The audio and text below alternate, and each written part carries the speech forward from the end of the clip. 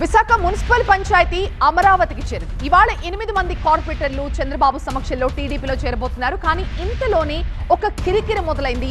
అదేంటో ఈ బ్రేకింగ్ చూద్దాం. కార్పొరేటర్ల అంశంపై విశాఖ టీడీపీలో ఇప్పుడు వివాదం రాజుకుంది.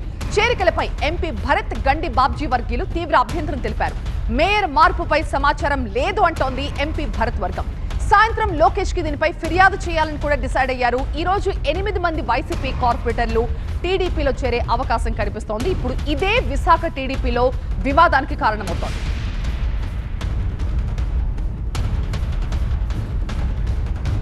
మా అసోసియేట్ ఎడిటర్ ఈశ్వర్ ప్రస్తుతం మనకి లైవ్ లో జాయిన్ అవుతున్నారు. ఈశ్వర్, ఒక పక్క ఎంపీ భరత్ వర్గం, మరోవైపు గండి బాబ్జీ ఇద్దరు కూడా దీనికి సంబంధించి ఆందోళన వ్యక్తం చేసినట్టుగా తెలుస్తోంది. అండ్ లోకేష్ కి దీనిపై కంప్లైంట్ కూడా చేయబోతున్నట్టుగా తెలుస్తోంది. సో ఈ వివాదాన్ని ఎలా పరిష్కరించబోతోంది అధిష్టానం? విశాఖ రాజకీయం చాలా ఆసక్తిగా మారింది. విశాఖలో 2 వర్గాలుగా అక్కడ తెలుగుదేశం పార్టీలో ఆధిపత్య పోరు జరుగుతోంది గత కొంతకాలంగా. అయితే ఇప్పుడు ఈ మేయర్ మార్పు అంశం నేపథ్యంలో అది బయటపడింది. సాధారణంగా అధికారంలోకి వచ్చిన తర్వాత మేయర్ని మార్చాలన్న అట్లాంటి అభిప్రాయం స్థానిక నేతల్లో ఎక్కువగా ఉండింది. అయితే దాంతో అక్కడ పీలా శ్రీనివాస్ని మేయర్ చేయాలన్న ఒక వర్గం, ఆయన వ్యతిరేకించే మరొక వర్గం అక్కడ తయారైంది.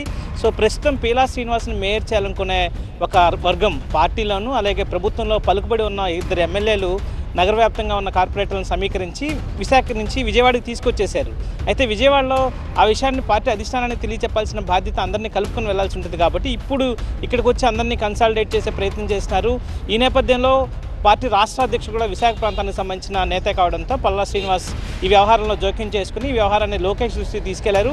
అయితే కార్పొరేటర్లను సాయంత్రం 6 గంటలకి లోకేష్ సమక్షంలో వాళ్ళని చేర్చుకోబోతున్నారు. కానీ ఆ తర్వాత మేయర్కి సంబంధించి మార్పు చేయాలన్నా లేదంటే అవిశ్వాసం ఎప్పుడు పెట్టాలి ఇట్లాంటి నిర్ణయాలన్నీ సాయంత్రం కలిసి లోకేష్ని కలిసిన తర్వాతే నిర్ణయం తీసుకోబోతున్నారు. ఒకవైపు విశాఖ రాజకీయం అలా ఉంటే పార్టీ అధిష్టానం మాత్రం ఎప్పటి నుంచో మేయర్ మార్పులకు సంబంధించి స్థానికంగా ఉన్న పరిస్థితులకే వదిలివేయాలన్న ఆలోచనతో ఉంది. మొదటి నుంచి కూటమి పార్టీ అధికారంలోకి వచ్చాకే అవిశ్వాసం పెట్టాలంటే 4 సంవత్సరాలు ఉన్న గడువుని 2.5 సంవత్సరాలకు కుదించాలని చెప్పి ప్రయత్నాలు నేతలు చేస్తూ వచ్చినప్పటికీ కూడా ముఖ్యమంత్రి వారించారు.